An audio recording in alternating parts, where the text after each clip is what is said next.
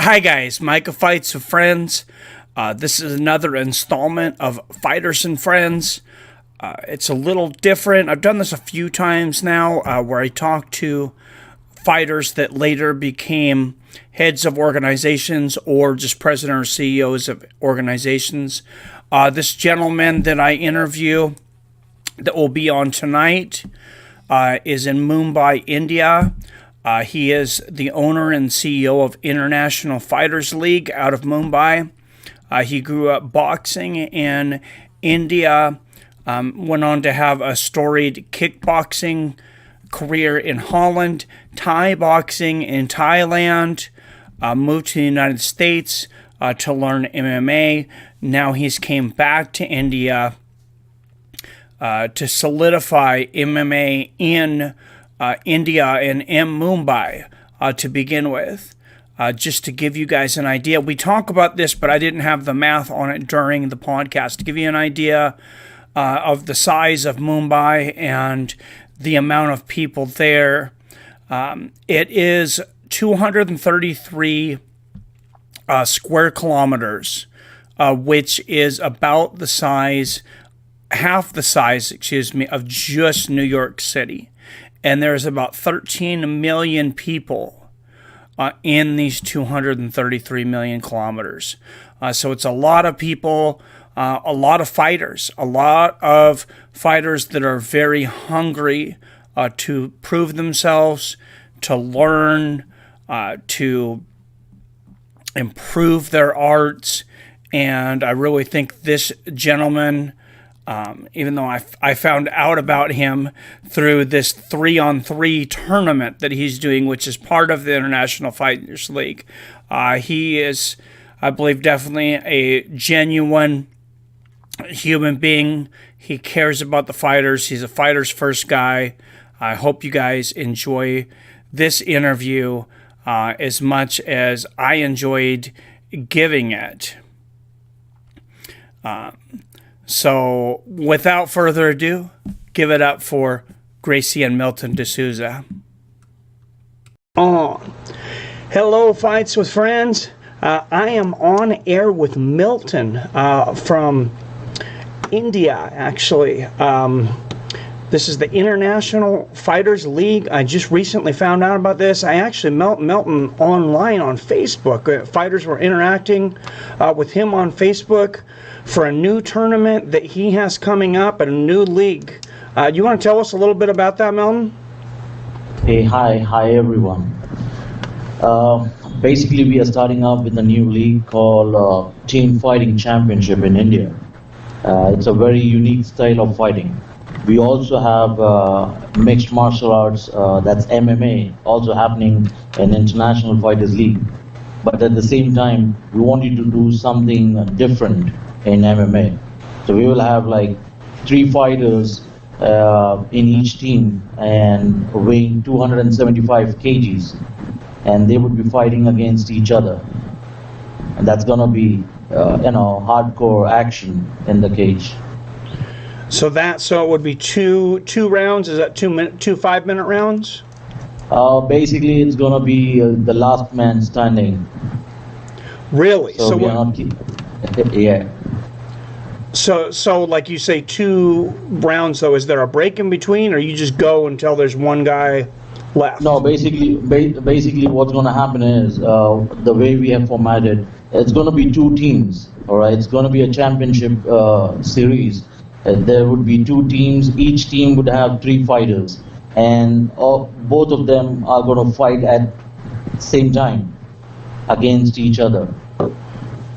Wow. So it's a combined 275 kilograms between 3 fighters on one team, correct? That's right. So it's going to be. It could be like in a team, a fighter could weigh between 100 kg, 80 kg, 90 kg. So it's completely up to the team how they want to get the fighter with them.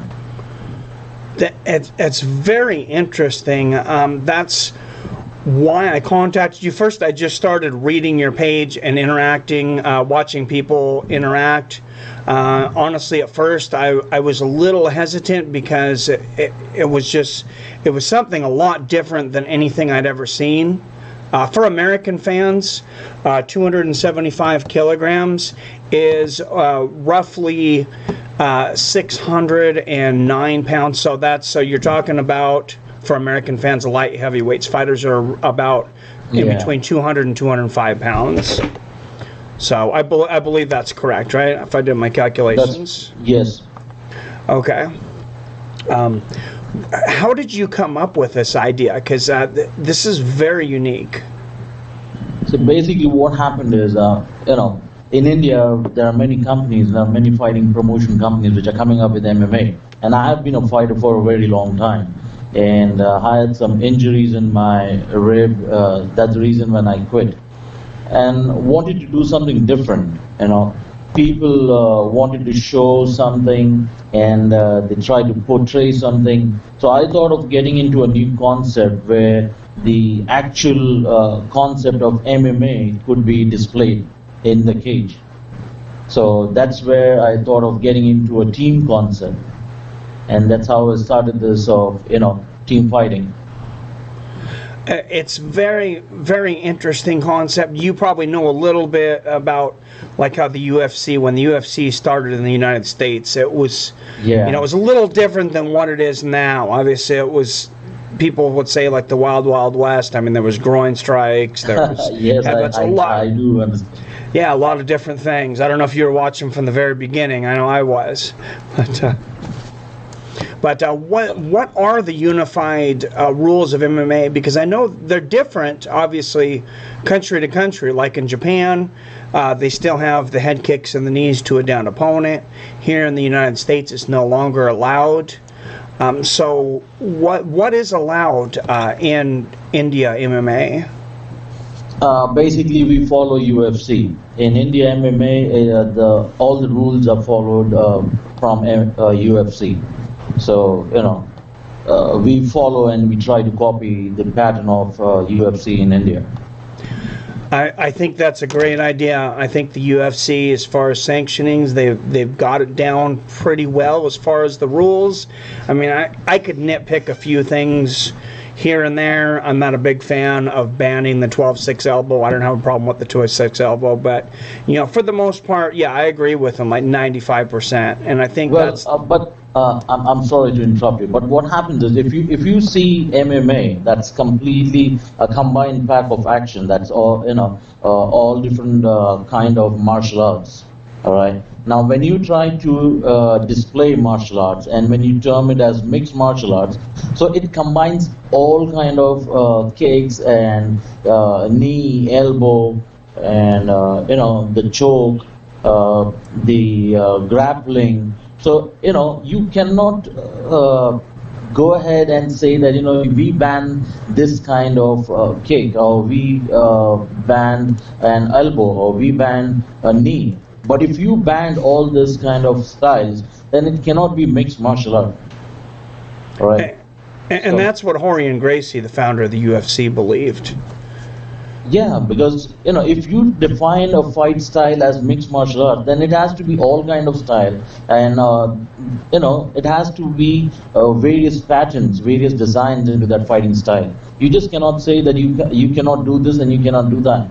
Now, for example, when I compare UFC and different fight promotions, we have maximum viewership, the number of people watching fights, they prefer UFC rather than some other fighting league like ONE FC, Brave, Bellator.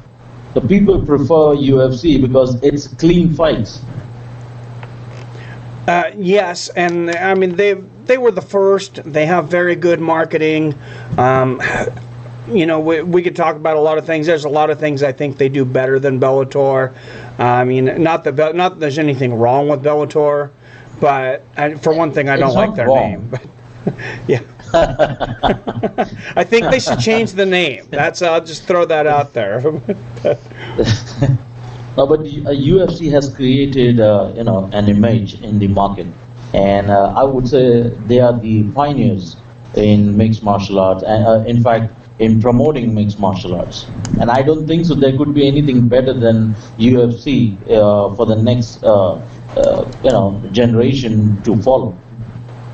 No, I mean they're like the NFL, like the NBA, and they're even bigger in a way because they're international.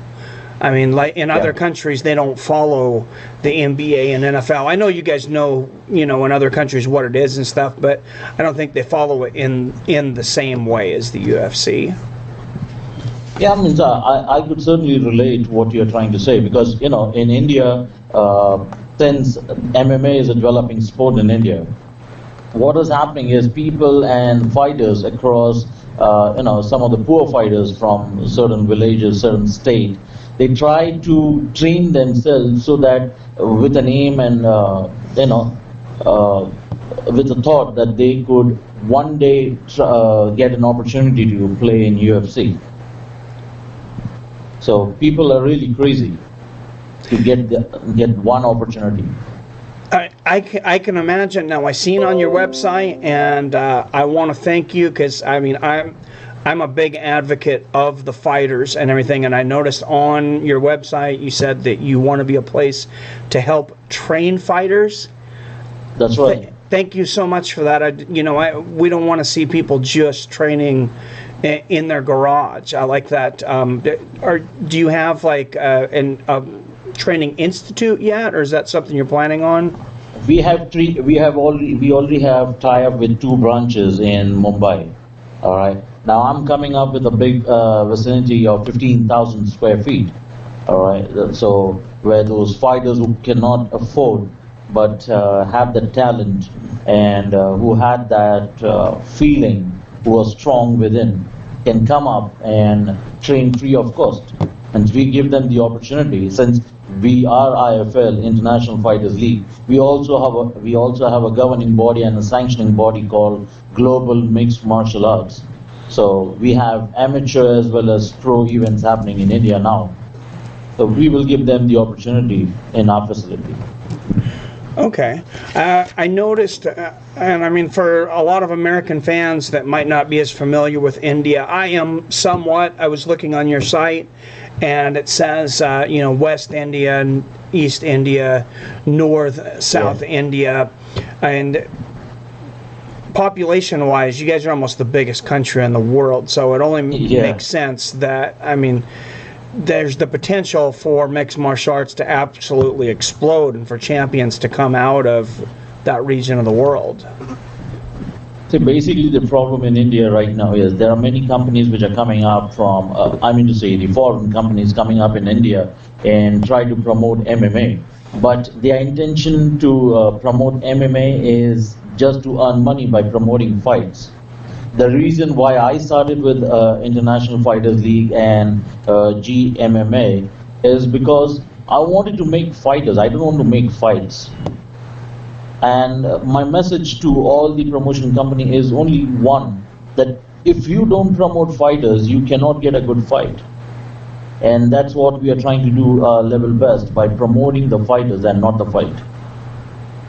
No, I completely agree, and I really like that sentiment. I've been watching somewhat of the India scene from afar, and I'll tell you, I've contacted numerous fighters, promotions, and everything, and I'm watching your interactions just online with the fighters, looking at your website, your YouTube channel and things.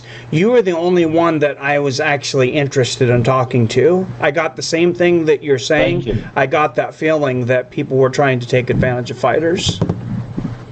See, basically what happens is fighters over here, and I would say most importantly, people in India are very much emotional, all right? And this is understood by the foreign fight promotion companies. So all what they do is they try to grab 1 or 2 Indian fighters, take them overseas, give them a chance in UFC, or you give them a chance in 1FC or Brave. The fighter wins or lose, they have they have nothing to worry about. All they care is how much money they have made on that emotional grounds. What is the conversion? What is the TRP? What is the TGI? And how many people are watching? What is the viewership? Has it increased or not? and they know for a fact that people are going to watch when they get someone from one country which is aspiring to be a star in a specific sport. But obviously, there's going to be a major hit for viewership, and that's what is happening.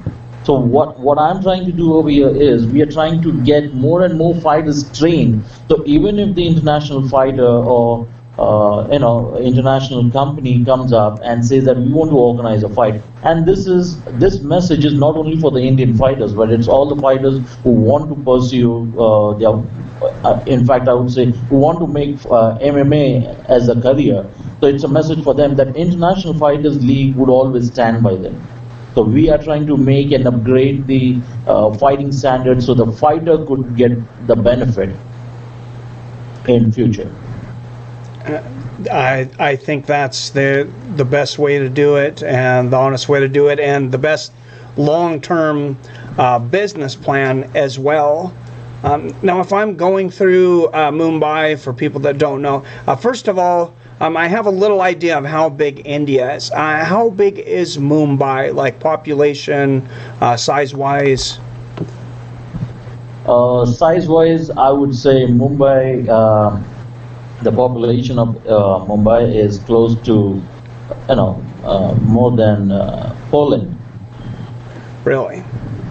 Yeah. Okay, and like square kilometers, or about how big? I'm really bad in my geography. Oh no problem, no problem. I can kind of add that some. I actually have a tech guy here that I have working on that right now. David, can you get me the size of India, of Mumbai, and then comparison to some other countries real quick. Yeah, my son is a whiz. He's he's online over here working on tech. So he's a smart guy. He'll figure it out for us. You have everything at home. Yeah, he'll figure it out for us. I don't know if over there, if you guys get the Joe Rogan Experience. Have you ever heard of the podcast? Okay, I know. Yeah, it's a really popular podcast. Anyways, they have a guy on there. He has a tech guy on there named Young Jamie. My son's named David, so I call him my Young David. He's like my tech guy, and he looks things up for me. So he'll get our facts for us. But how easy is it for fighters to find a place to train over there? Like if you're in the city of Mumbai, are gyms pretty common? No. MMA gyms are not very common. See, basically what has happened right now in India, the bad side of MMA, I would tell you a very clear picture about why people are not trying to get the right opportunity and why are we not able to make the right MMA fighter or a contender. The concept of MMA, if you see, it's from the Asian countries. Population? All right. And we also have a history of MMA in India. But this new generation never knew about it, all right, till the time UFC came up in picture and said that, MMA is what we are trying to promote. Now, the training institute in India are run by people who practice karate, all right. Now, a karate guy would not be a pure or 100% coach for MMA training. I believe you're getting my point. Yeah, very, very much the same way as it started over here. And I mean, you look back here in the 80s in the United States, people didn't know much about mixed martial arts. They basically knew boxing and karate, and the general public was really ignorant of jiu-jitsu until the UFC, until the Gracie brothers. That's right. So it's very difficult, you will find 10,000 karate coaching centers, but you will have like hardly hundreds of MMA clubs. And even that, they don't have proper trainers. Now, most of the gym, they try to do the marketing by showing the MMA cage, which is like 14 or 16 feet. Wow, yeah, so I could see how you could definitely help out a lot with that here, or there. like I said, it's the same. You know, it started somewhat similar over here. I get emails now. What about boxing over there? Boxing has been around a little bit longer. Yes, boxing, people, and we have good fighters. We have Vijender, we have, Viraj. So we really have good boxers in India. Yeah, you have for a while, but I consistently get emails, and if we get a relationship, I'll send them your way. I get emails all the time. From there's certain parts of Africa and certain parts of India of fighters, MMA fighters, but also boxers, and they're sending me emails. How do I become a fighter? I want to become a boxer. I want to become an MMA fighter, or I'm having a hard time getting fights. India, it's more MMA. I'm sorry to interrupt you. The reason you get emails from India of becoming a fighter or becoming a boxer or to take it as a career is because we inspire Sylvester Stallone a lot. All right, I still love his movies. I still watch Rocky. I've seen Rocky, I think, more than 100 times, and all the parts. All right. So when we see boxing, we see Sylvester Stallone. We see that movie. All right, we have that image. So when a boxer from outskirts of India, he trains with with a mindset that one day he's going to be on that level where Sylvester Stallone was. And for them, the concept of boxing is Rocky, and they want to be like one. All right, they want to be like Mike Tyson, and the only fact they know is that if you could become a star only once you land in United States of America. Yeah, and this is a fact. No, and you're right about that. It's very hard outside of the United States to get in there.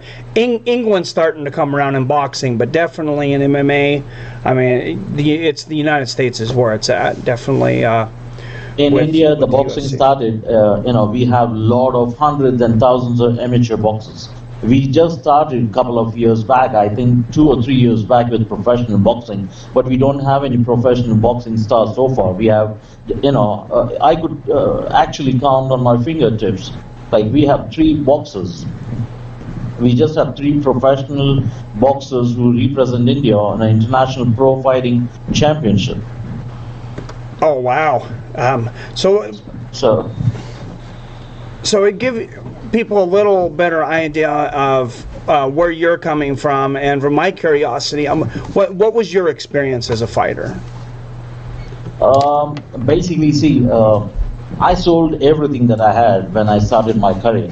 I had a bike, I sold it off. I had a car, I sold it off in order to get an opportunity. When I started boxing, it was amateur. I played for the Indian Army, I played for the services. I was undefeated national championship for a couple of years. Then I moved to kickboxing. And then when I realized that, it was the same story. If I wanted to be something, if I wanted to be in the limelight, if I wanted to make money, if I wanted to take boxing or kickboxing or Muay Thai or MMA as a profession, then I need to move out of India, because India in those days, way back in 2099, 2000, they didn't even promote anything like that. MMA, I would say after 2006, MMA started bringing up more light in India. But before that, it was dark. It was pitch dark. There was nothing that I could ever imagine of. So it was a difficult time for us, for people and fighters in the era to get MMA or kickboxing or boxing as a profession. It is easier now as compared to the past years. In my experience, it was difficult. So I was in Bangkok. I was based in Bangkok for 2 years. I'd been to Greece. I'd been to Cuba. I used to train there, to fight there. But I hardly got an opportunity to fight in India. But I was proud that I was fighting for India. That's great. So did you do kickboxing there in Thailand too? I know that's the majority of what's big in Thailand and Bangkok. Yeah, I was a WACO silver medalist in 2006 in kickboxing. Oh, wow. And I was a world champion in pancration in 2007. And then Really? 2008 also. Wow. Then That's Asian Open gold medalist in kickboxing. Then India versus Bangkok, and I was a MMA champion in Thailand. I was a Bangkok Open champion in 2007. Then again, 2008, I defended my title in Bangkok against Bang Chanzi. He was the heavyweight African guy who used to play for Thailand. So I had a couple of titles. Then India versus Holland, India versus Pakistan, I had a 22 seconds knock. Really, I know kickboxing is very big in Holland. I know there's in Thailand. It can be very hard for people fighting against Thai fighters too. So that says a lot, because I know there's more than yes. I'll go ahead. You know, more than any celebrity, the people of Thailand. Means I would be very true to you. Means I got inspired in MMA because of the Thai guys. And I have seen those kids. I mean, just imagine a 10 or 12-year-old kid, and he already has record of 86 fights. I mean, wow. What do you think? I mean, I have no words to explain. Just imagine 86 fights of 12-year-old kid, and he's a world champion in Muay Thai.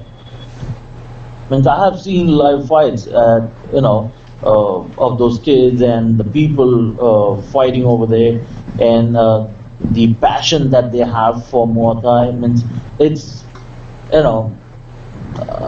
I really have no words. High respect to those fighters. Yeah, I know it's a great part of their culture, and they definitely taught us a lot. I remember back, because I'm sure famous in kickboxing in the United States, the Rufus brothers, when Rick Rufus first went over to Thailand. What's that? Yeah. Yes, I know. I Googled them once. I've seen. If you get a chance, I'll try to send you the fight. One of the first kickboxing fights I seen as a kid was Rick Rufus fought against a good Thai boxer, and everybody thought Rick Rufus was gonna absolutely destroy this guy. He was like a 10-1 favorite, and he hadn't trained leg kicks. Leg kicks were very new, and they were really not used in the United States very much. And this guy kicked his lower legs. He had no idea what to do, and eventually he broke Rufus's leg. I mean, he was an undefeated superstar, and this guy is the top of the world for American kickboxing at the time. He was American kickboxing, and this guy, absolutely destroyed him, busted his leg in half in the middle of the cage. And I remember watching, I think I was a boy like 8 or 9. We couldn't get it on TV back then. I was watching it on VHS, but I was like, man, that is amazing. And I fell in love with Thai boxing from that. But yeah, that added a lot to the American culture. Leg kicks and the Thai clinches, that was not something that was being taught over here. That's true. But it's in India also. Means India was always following a concept of karate and taekwondo. But when UFC came up, people started moving up to Bangkok more than any other country, because they saw what is required to be an MMA fighter. So Muay Thai plays an important role in MMA. Yeah, those are some tough guys, and honestly, if it they're really tough. Yeah, being close to that area, I mean, I think there's going to be world champions coming out of India, but I don't think MMA has came close to touching the surface of the talent and people in Thailand if they choose to cross over to MMA. I mean, the low leg kicks, you're starting to see it a lot more in MMA. It's a big evolution. I really don't see a lot of guys in the UFC, as long as it's been around, with really good Thai clinches. You've seen it with Anderson Silva, you've seen it with Demetrius Johnson a little bit, but it's not real. Vanderlei Silva. If you must have seen the past and the present of UFC. The fighters earlier, they used to always focus on kicks and punches, all right? But now if you see the game, it's completely changed. They do focus on kicks and punches, but their aim and their focus has moved on to the choking and the locking. If you see the game now. Now there's going to be a big fight of McGraw and Khabib, so you will see how the difference between the earlier fights and difference between this fight is going to be. So the style is changing. Absolutely, and people will be becoming more rounded. What do you think about Khabib and McGregor? How do you see that fight going? By the way, I would say McGraw would he has taken it a little bit light, but he's always been my favorite. Okay, yeah, I think he's going to struggle with Khabib's wrestling, but if he can, if he can catch him, he could definitely knock him out. That's right. If he gets down, it would be difficult for him. Yeah, absolutely. Because Khabib is good at his ground work. Yes, exactly. Do you have coaches coming in to India to help out, or other fighters, or? Yes, we do. And we are planning for a 6 months training program of BJJ now. I believe it's going to start in the month of November. I'm calling up some coaches from Brazil. Oh, that is great. You've got some connections out there. Well, obviously, you've got a lot of MMA experience. Is there any of your fights online? On YouTube or no, anything? Unfortunately, I used to fight when I didn't even have a camera phone. Oh, wow. Basically, I would say, I had fights when I didn't even have a phone. Yeah. So I had the small kind of, the MP3 player where I had the 2 megapixel camera, and I had recorded some of my fights, and one of the Thai guys listening to music, and he deleted my fights because he was not able to listen to music. Oh no! I accidentally did that with one of my son's judo matches once. So I was upset, but yeah, I would be upset too. Yeah, I remember the old MP3 recorders. Yeah, and I remember the black box. Yep, exactly. And I remember recording on the big VHS recorders, even. Yeah. So I had that one, and I still have that, but I don't have any video in that. Oh man. well, maybe somebody out there recorded. Maybe somebody will listen to this someday, and they'll be able to contact you and say, "Hey, I have some." I always do that. I try to put up my names 10,000 times on Google, some other videos, or so that. With the hope that I would show some of my videos to my young son. So when he grows up, and there could be something that I could show him that your father was once upon a time a fighter. So I'm not able to find anything right now. I just have some articles in some magazines and some newspapers, and that's what I have to show him. Well, you got those, and you can explain them and things. I had I don't know if you know who he is. He was in The Ultimate Fighter, but his name was Shoney Carter. I'm a good friend of mine. He was in the UFC Ultimate Fighter Season 4, and I was talking back and forth with him, and he had some fights that he was missing. He has hundreds of fights across many different arts and things, but he's got hundreds of just mixed martial arts fights all over the world. They call him Mr. International. But there was a good amount of fights that he couldn't find, and they were from Canadian League, W1 MMA, and he started talking to me, and I said, W1 MMA? I said, Ian Brewster was the COO over there, right? He's like, yeah. I'm like, I know Ian. Let me talk to him. So, I messaged the guy. I said, hey, Ian, Shoney's looking for these fights. He says, I have them. And he sent them to him. So don't lose hope. Maybe they're out there somewhere. Yes, I have. I will be searching some more websites. Yeah, so anybody who has those out there, make sure and upload them for Milton, or contact me of how to send them to me. I was known as the Indian Gladiator. The Indian Gladiator, huh? Yeah, because I was the only super heavyweight existed in Bangkok. Oh, wow. That's great. I was 115 kgs. Wow. 115 kilos, you said? That's right. Okay, so about 250 pounds. Yeah, I seen your picture on there. I mean, like a big, strong guy. I wondered. I'm like, he looks like he was probably a fighter.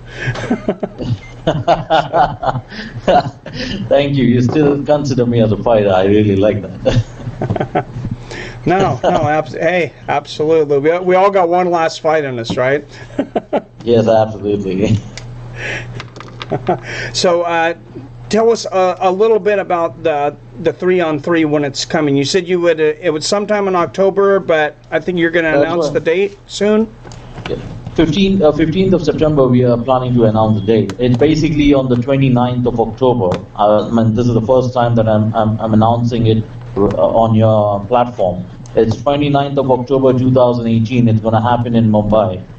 All right. And we already have started getting entries from countries like Afghanistan, Iran, Egypt, then Brazil. So we are expecting good amount of fighters to come in. It's a very simple concept. We have 3 fighters in each team. The team total weight is going to be 275 kilos. All right. And it's going to be a championship series. So the number of teams comes in, and the winner team has to compete, and they have to get down for a $1,000 cash prize. Now the concept what we have started is a demo, all right. For the next season, that's going to happen again in November. So what we are trying to do is we are trying to increase the cash prize from $1,000 to straight to $6,000.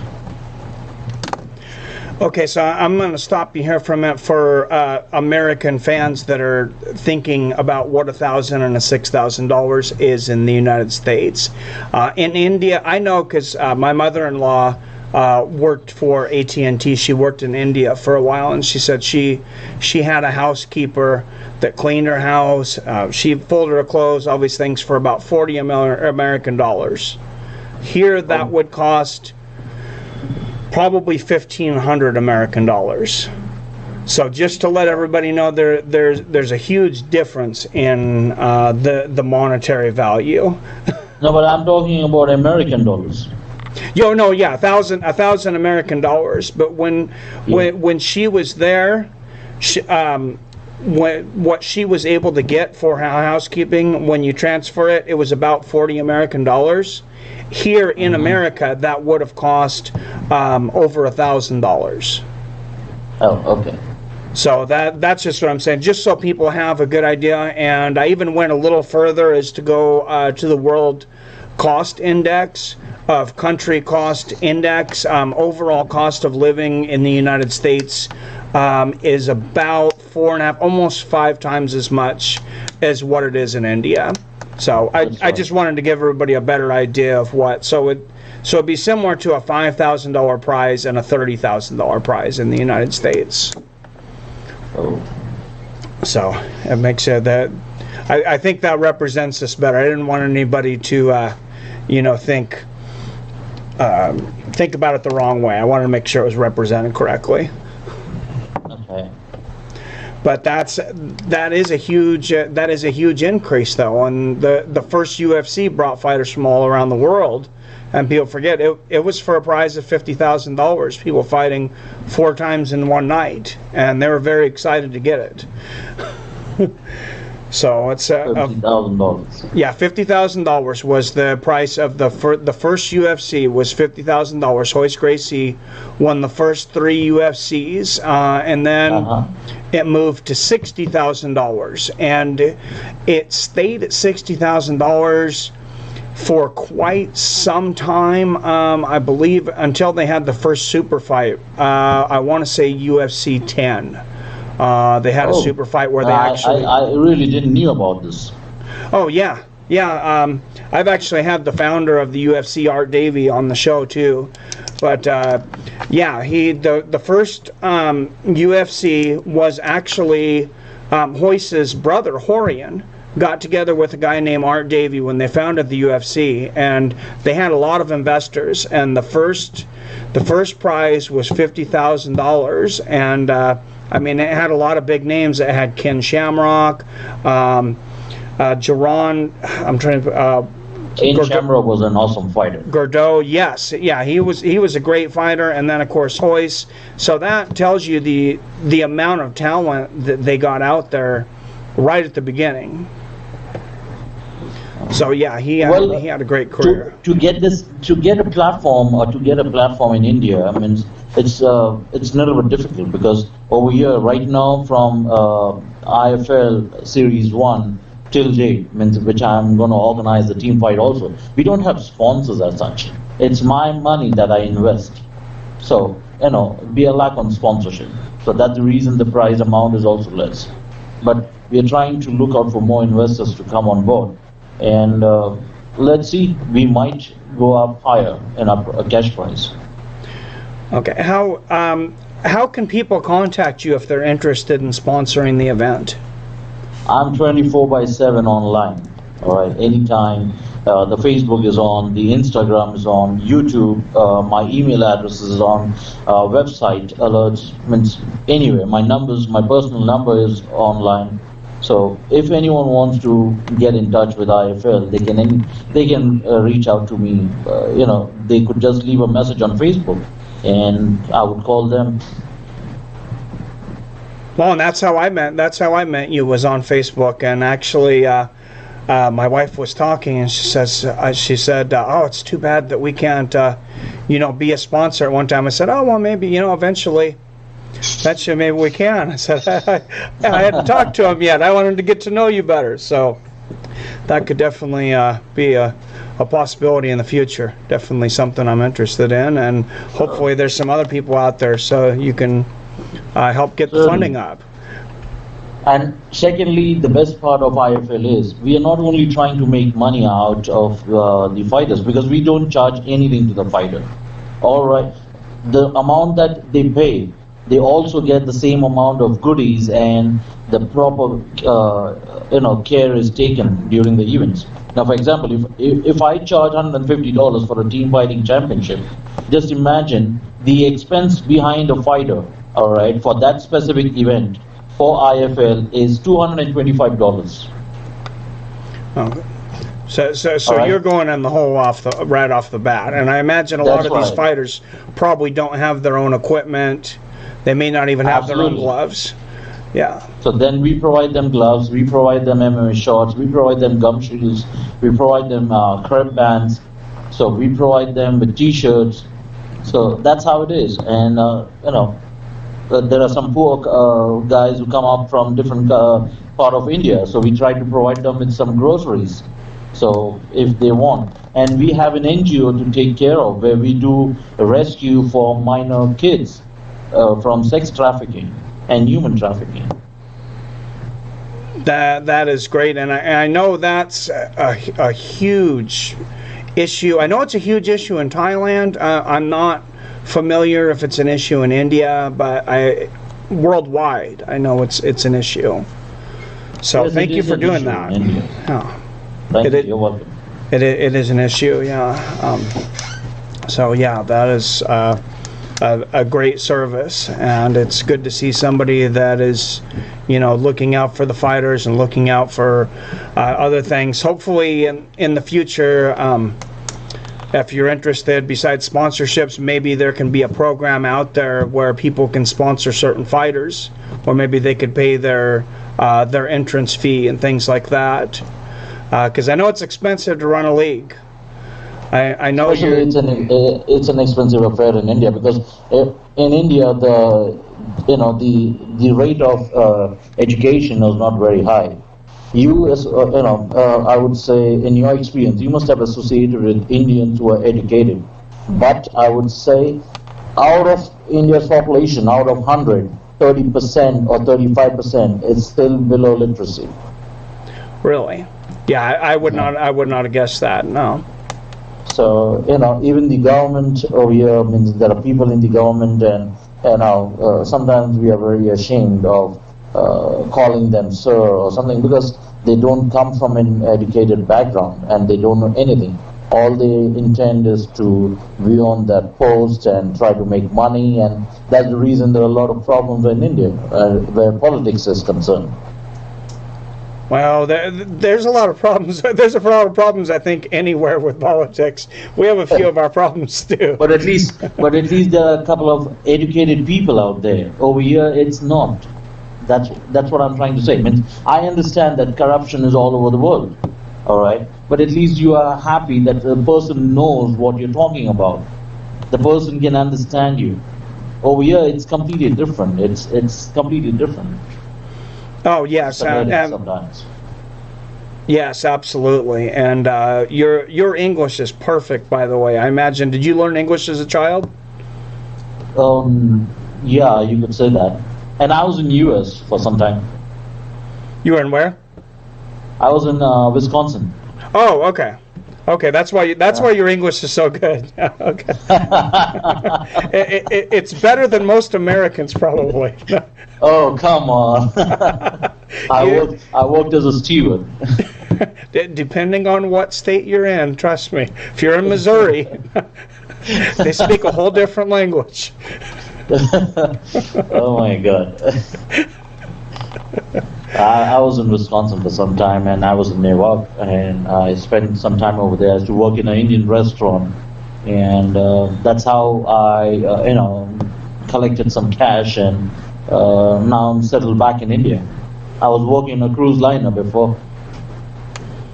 That's great. So, did you, coming back to India, did you always kind of have this dream to bring MMA back to India, or did you think about staying in the United States? No, I wanted to do something back in India. Okay. And there's a reason I'm here. Okay. Yeah, you have that passion to make change. I like to visit countries. That's my hobby, that's my passion, and that's my dream. All right. But I want to do something where I was born, and I want to do something for the people and the fighters who dream of becoming like someone, and they're not able to do it just because of the commercial part of it. So I want to be someone who could reach out to them and tell them and show them the right way. Yeah, definitely. And that's a lot of that's a lot of fighters. That's a lot of fighters everywhere, especially outside of the United States. It's very hard for them to make a name. Did you ever hear of an American MMA league called Affliction? Or maybe you've seen their clothing? No. Okay, so Affliction became very big for a very small amount of time. I'm sure you know who Fedor Emelianenko is, one of the best fighters ever, MMA fighters. I heard about it, but I never tried to follow it. Yeah, he fought he's considered the best MMA fighter ever to not fight in the UFC. And it wasn't because he wasn't good enough. It was because the promotion he was with, M1 Global in Russia, wanted to co-promote with the UFC and share the money, and the UFC, so it was a monetary disagreement. But he did come to the United States eventually and fight for a company called Affliction. Now, I know the guy, I had the guy on the show who used to be their CFO, their financial officer, and his name's Tom Atencio. He's basically was known as the face of Affliction, and Affliction's still a huge clothing company. But he told me flat out, he said they got the best fights right out of the gate. They had former UFC champions at the very first events, but they only lasted maybe 3-4 years because they paid too much money. Where like even when the UFC was paying guys maybe $400,000 or $500,000, he was paying them $3 or $4 million out of the gate just to get them in there. Paying Fedor $6-8 million without a real foundation. I mean, they had some investors. Donald Trump was actually one of the investors in Affliction. Oh. But yeah, so they had some rich investors, but they just they couldn't make enough money fast enough, even though they had good fighters, because they paid so much. So that's, people need to understand how expensive it is to run an MMA league. That's right. That's really true. I mean, it is really expensive.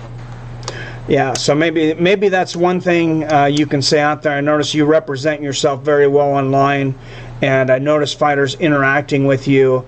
when they're talking about money. And obviously, I know they don't understand, some of the expenses and things that it takes. But it's like a lot of other business. It's very easy to spend all your money right up front and be done. We've seen companies do one that. One thing I know, that means if I take an investor right now, all what he is going to do is going to mess up the entire show. All right. So what I decided is to start the show first initially with my terms, my calculation, my policies, so that when the investor comes in, I know that I stand somewhere, and I know that these are the things which should not be changed in future. So that's the reason, I have taken strong stands. When I get investors who come up and say that, I'm ready to invest $35,000, I'm ready to invest $50,000, but I have not taken them on board because they want to be an active partner and they know nothing about MMA. And when they call up and say that, I want to take this guy into the fight and I want to give him an opportunity, I want to send him to Canada, I want to send him to America, and that's not what I want. And if you want to be an investor, you have to be an investor kind of investor, not the boss who decides who the fight is going to be. You know what I'm trying to say? So that's the reason it's getting difficult for IFL to get good investors on board. That's very sharp, though. I think you have to be like that. There's a lot of sharks out there that they don't care. They're going to come, they're going to make money off you as quick as they can. There's a lot of people, and they don't care about you, and they don't care about the fighters, and they're going to take their money, and they're going to up and leave. I know you know that. Yeah, if I want to make money, it's very easy for me. Means I could actually do that right away. But the aim, the passion that I have to make a star, and the passion that I have, and the idea behind starting IFL is to create a fighter and not the fight. Everything will get dissolved, and there won't be a fighter. I mean, India would never come up with any fighter kind of concept, because people will come up, they will take a puppet, with the Indian flag, and he's going to fight, he's going to lose in the first round, in the first 30 seconds, and that's it. MMA is done in India. And it's going to happen every time. I mean, have you ever heard about an Indian MMA star? No, there's no one. There's one guy called Bharat Kandare who represented India in UFC. Now, that was a commercial deal between those two gyms. It's a huge business tycoon. I would name him. His name is Somesh Kamran from Superhuman Gym. He got tied up with UFC Gym, and that's how he bought one fighter to promote UFC in India. And the fighter lost. Means he has not won any single fight in UFC so far. Because there was one fight in Mumbai, I believe, right? There was a UFC.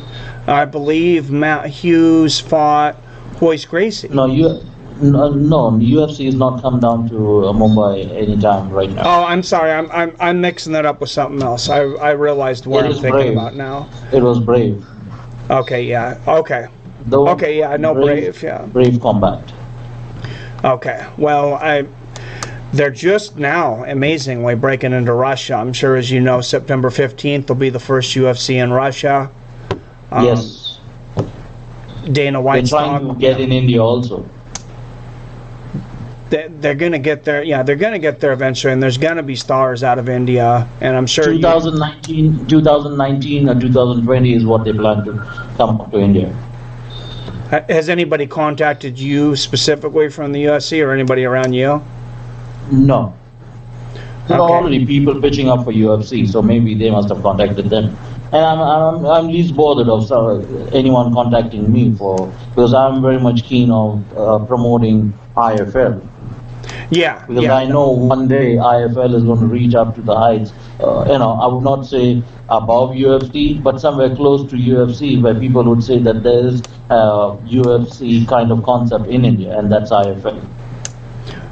Yeah, no, and that would be great. The reason I say that is because I know of a Canadian promotion that has a very good relationship with the UFC, and maybe you would be interested in the future, maybe not. I don't speak for anybody, but all I know is I know some Canadian fighters, and when the UFC comes to Canada, basically they'll do some one-offs. They'll say, hey, do you have some fighters so we can get some local guys on there to get people interested? And they'll say, yeah, we have these guys. We think, take a look at these guys, and they might have, a fight in the UFC. And then it builds that fighter, and then when they go back to the organization, it also builds their brand.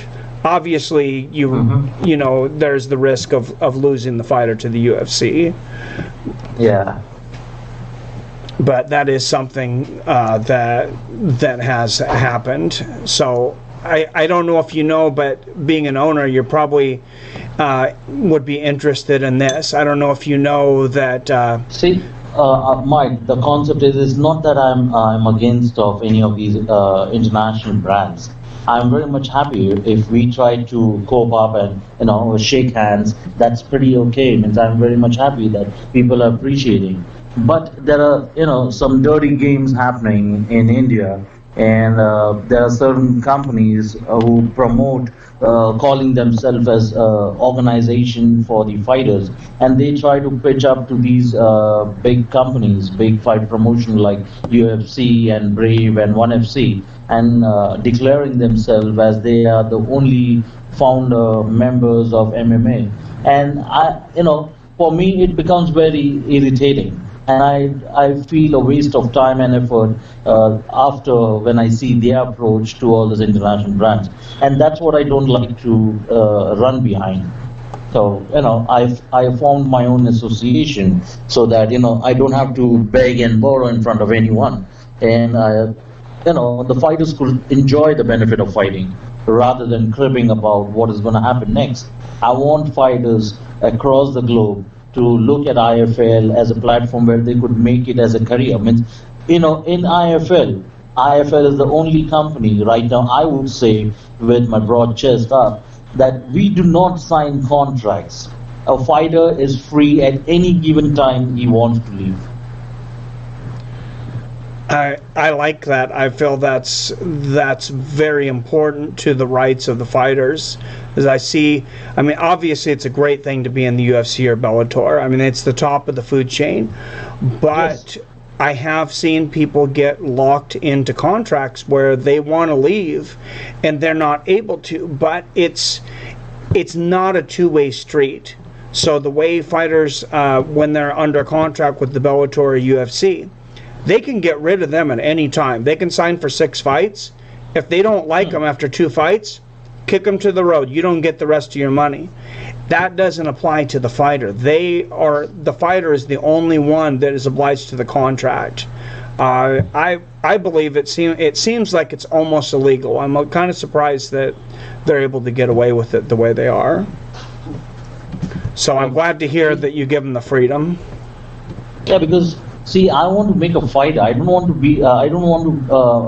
someone to be a bonded labor to me. And what are you trying to do? And signing a contract, you are a human, and you sign a contract with another human saying that you are going to just fight for me. It means you are trying to, be a dictator in that person's life. And I don't think the fighter could fight that way. It means if he is not happy and you want him to fight, he's not going to perform. It's better leave it up to him whether you want to fight or not. Tell him the pros and cons. It's okay. Now it's a business. Now there is profit and there is loss also. So we have to be ready for both. Yeah, I'm in total agreement. I parrot those sentiments for sure. And I like to see the fighters get their share of the purse once the money gets there. Like guys that are in the UFC now, sometimes I'll get on my show and be like, hey, you need to pay this guy. But I also know the pitfalls of organizations when they're coming up, of people asking for too much money. I'll tell you a little bit else, something about the history of the UFC. You know the Gracies in Jiu-Jitsu. Yes. The top brother was not Royce. The best one was not Royce Ohorian. It was his older brother, and a lot of people, most people here in the United States, if you asked 8 out of 10 people that were MMA fans, when they asked you why the best Gracie didn't fight in the UFC, they would tell you it's because they wanted Royce to go in because he was the smaller Gracie. What most people don't know is behind closed doors, he went into a room with Art Davie and Rorion Gracie and the brother, and he said, Mike Tyson's getting this much money, Evander Holyfield's getting this much money. This is in the early 90s. He said, I want $10 million. And they said, we don't have $10 million. And that's why he left and ended up fighting overseas. But that's not a story that a lot of people know. That it's correctly, but you know, I didn't know. Yeah, they lost out on on what was thought to be the best Gracie, and then also because of money. The UFC, people hear that the UFC sold for $4 billion. It also changed hands 3 times. Art Davie and Rorion Gracie sold. Had to sell to Zuffa for around $1 million, and then Zuffa, they were banned in almost every state, and they were basically bankrupt. They sold to, it wasn't Zuffa, I'm sorry, SBG. It was SBG, and they sold to Zuffa and the Fertitta brothers, and that's when Dana White came on. They sold them for $2 million, and the UFC still almost went bankrupt until 2005 when The Ultimate Fighter came on. They were about to sell. They were actually. I know the story. I know the story from Dana White getting on board with $2 million cash. So I know the story from there, but I didn't know about this history of UFC. Yeah, and they were about to give up. They were actually one day away. He talked to Lorenzo Fertitta, and you can see this in an interview with a guy named Tony Robbins. I can send you a link to it as an inspirational speaker. But he talked to Lorenzo one night, and he had told him, he said, start looking for a buyer for the UFC. See how much you can get me. And he says, how much do you think you can get? He says, well, it's about 30% of what we have in. And he said, okay, let's talk tomorrow. And Lorenzo thought about it that night. And he said, you know what? Let's just go full board. And they ended up paying $10 million of their own money to put the Ultimate Fighter on Spike. Nobody wanted to put it on TV, so they actually had to pay Spike $10 million to put the first season of The Ultimate Fighter on. Mm-hmm. Or there would be no UFC. Actually, if it wasn't for the fight between Forrest Griffin and Stephan Bonner being so popular, I don't think there would be a UFC. At least not under that ownership. I never knew about all this. Yeah. Well, I learn a lot from having a lot of guests on, just like I've learned a lot from you. Oh, thank you. Now we have Mike Tyson coming up this month on the 29th of September in India. Oh, really? Yeah, there is one more company, fight promotion company, K1L, Kumite A1 League, and they're also coming up with this MMA concept. And they're going to do events every annual. And they have Mike Tyson on board. So, but it's a great combination. It's a boxer representing MMA. Yeah, that's a huge misconception. Even fighters in the U.S. think, or people in the United States, a lot of people think they say, oh, Mike Tyson would have dominated in MMA, and they actually asked Mike Tyson. They said, would you have done it? He said he would have done MMA, and they said, would have you have been a champion? He said, you don't understand. You have to train me. I'm a boxer, not an MMA fighter. Yeah. But yeah, people still don't realize the difference. That's the problem. Yeah. Well, that just leaves room to educate people, and I think people like to learn, and it will take a lot of time, but yes, one day they will learn. Well, there's a lot of room for growth over in India. I love the things you're talking about doing. You said the fight there is going to be on October 29th. That's right. Okay, October 29th. I'll continue to stay in touch with you. I'll promote it on the show. Is there anything? Yeah. Thank you for coming on. Is there anything you want to say before we go? Nothing. Just a small line. Go ahead. Let the fighters be what they are. Don't try to make them a machine. Humans are humans. Don't convert them into robots. Very well said. Very well said. And with that, I will leave you, my friend. Thank you. Thank you very much once again for coming on the show. Thank you, and I want to thank you to give me the opportunity to come up on a platform of yours, and it was really touched, and I really appreciate that you chose IFL to come up and share IFL story on your platform. I really thank you, and I appreciate that. Okay, well, thank you for taking care of the fighters. Just continue to put the fighters first, and I think you'll be successful. And yes, we will. That's our aim. All right. Well, we hope to have you on the show again. That's another episode of Fighters with Friends with Fighters, guys. Thank you very much, everybody, tuning in, and thank you again to our host. What's your full name? Did you want to let us know? I'm sorry. Gracian Milton Dsouza. Gracian Milton. Okay. All right. If you could just send me a messenger how to spell that if you want, I'll put that in the description. I will. All right. Okay. Thank you, my friend. We will speak again soon. All right. Sure. All right. Have a great one. Thank you. Bye. Thank you, everybody, for tuning into the show. As you may have recently heard, my streaming account has been suspended for 90 days. That was of August 22nd. So I will not have monetization as far as Super Chat until November 22nd. I will be streaming from my other channel, Mike Reviews It All. So please go over there. Make sure you're subscribed over there. But my only stream of revenue right now is PayPal. So if you can, please donate. I would appreciate it. PayPal.me/fightswithfriends. It's going to be in that first comment pinned up here in just a minute after the video drops. I appreciate the hell out of you guys. I hope you follow me over there to Mike Reviews It All. If not, please hang on, keep your subscription.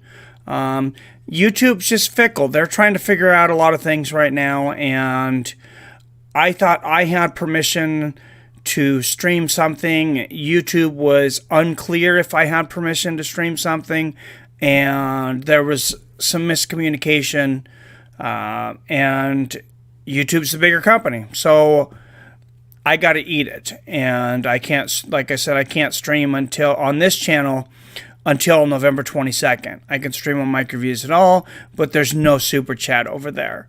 So if any donations to paypal.me/fightswithfriends, that's what the channel is living on right now. So I would really appreciate any help that I could possibly get. Like I said, thank you again for tuning in to the show. Let me know what you think down there in the comments. And if you have any questions for Mr. Dsouza, I'm sure he'll be more than happy to answer them down there. Any questions from me?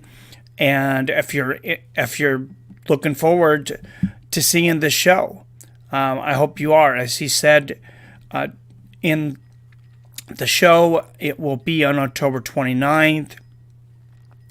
And I do have permission to stream the show on Fights with Friends.